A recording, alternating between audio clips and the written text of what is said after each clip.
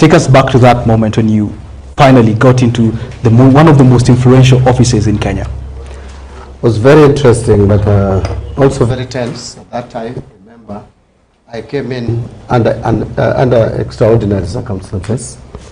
The people I see in front of me here had a lot of concerns, raised so loudly. And so in the process, even without preparing yourself, you hear that you are going to be appointed to the docket, which probably costs the issues that are being debated and being debated loudly. So you really don't know whether to take up the appointment. And you see, even before the appointment is made, your phone is jammed with unasalimiwa. The moment the nomination is made. Not yet made. So you don't know whether to take it or not. And they're telling you are betraying us, and you're also looking at your country, and you're asking yourself, we are over 50 million Kenyans. Yes. And with all these problems, I'm the only one that has been picked to help maybe bring sanity.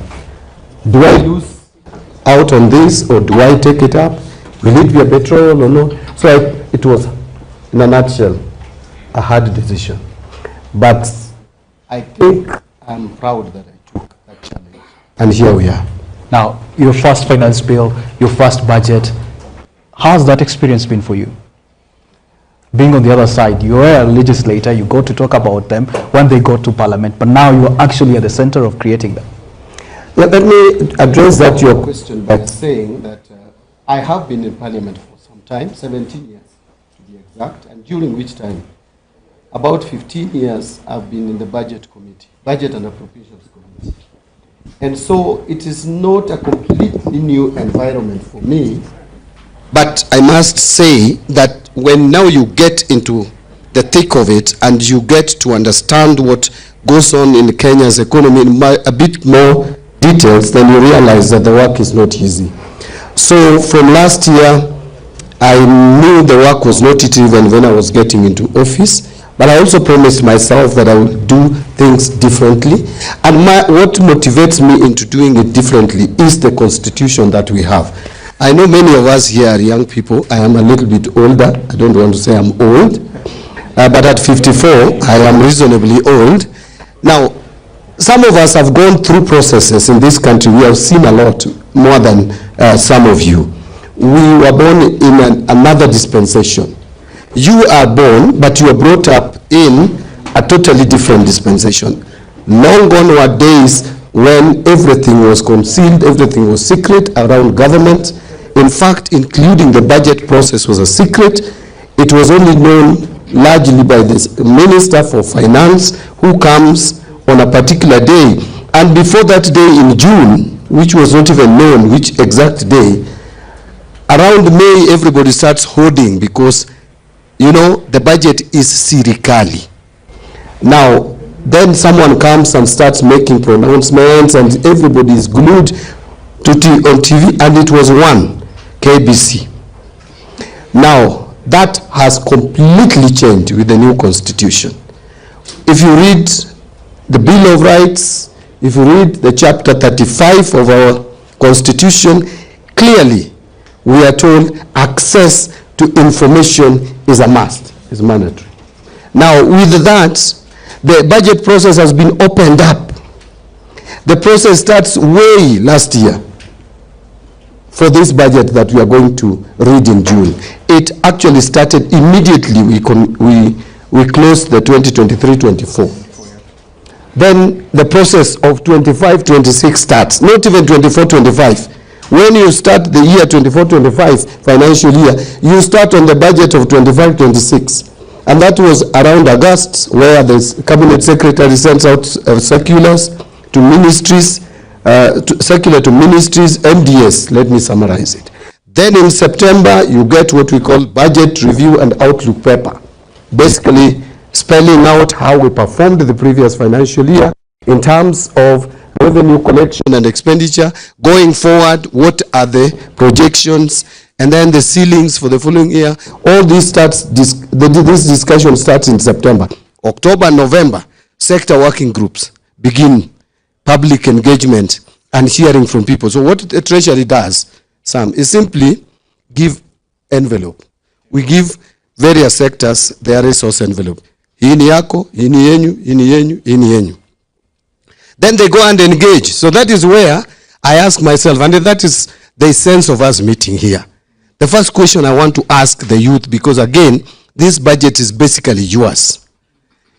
How involved were you in this budget process? Yeah. Now we start talking at this point, which is at the tail end.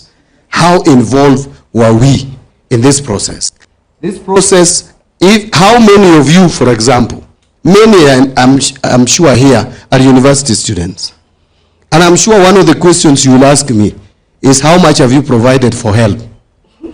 Is that not so? Yes. How much have you provided for scholarship? Because we also have a component called scholarship. Yeah. And I will answer you, yes, 41.1 billion is for help. 16.9 billion is for scholarship. But the question is, were you involved at the sector meeting? When the sector for education was meeting, how many of you, your leaders, presented your case and said, as you divide this envelope, we want help to be this much because the number of students are increasing. The number of students is increasing. We want this much for scholarship. That probably did not happen sufficiently. So that is the reason why I am very, very excited that we have this youth parliament, so that going forward, you start getting involved at the right time when you can make a difference. Because where we have reached, you may make a difference still, but it will be minimal. So that is how the process runs to budget policy statement in February, and then now we come up with budget estimates. What Treasury does is simply to put together what has been agreed on at the sectoral meetings and then submit the document to the Treasury, to the National Assembly. And I want to conclude by saying that the problem is, how many of us know the difference between the budget estimates and finance bill? You hear many people saying, in this budget, they have increased the cost of bread. Budget can never increase cost of bread. What can increase the cost of bread is the finance bill. And yeah, these are totally different. It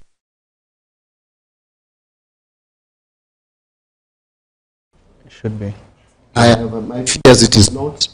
So the budget estimates are different from finance bill. I think that is also something that we need to break down for people to understand. And then we will move forward even to discussing what is it that is in this budget in terms of various, people, targeted provisions, allocations in this budget. Because budget, my understanding, budget is a nation building tool. Budget should be a cohesion document. Budget should help us to address the regional disparities.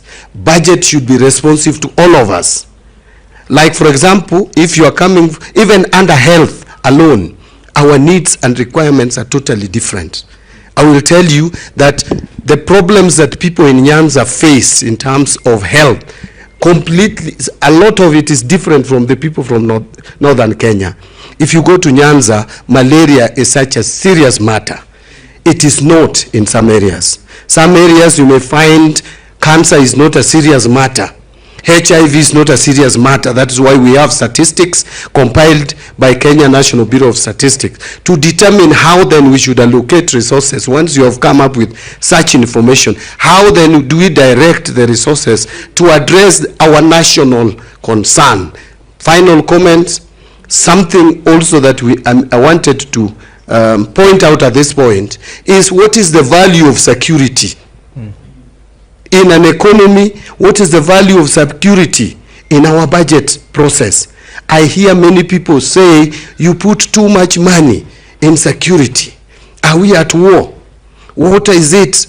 Why is it that we provide so much money? Right now, we have provided 425 billion to security, almost more than the allocation, half of the allocation we have provided for education, which is 701 billion.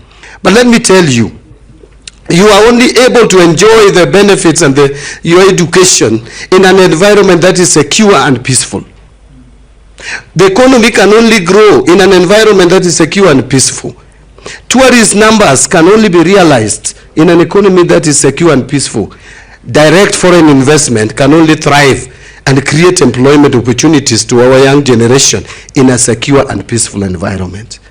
Right now, if we don't fight Al-Shabaab in Somalia, we will fight them on our soil. And that would destroy our economy in a day. Remember what happened to Dusit, what has been happening at the coast. And if they target just one spot, tourist spot, it will take years again to rebuild. And therefore, so long as we are reasonably managing the resources that we put in security, we should not complain about allocation to security. We can only complain about how effective and efficient are the allocations used under the security docket. I hope I have addressed a little bit what you asked.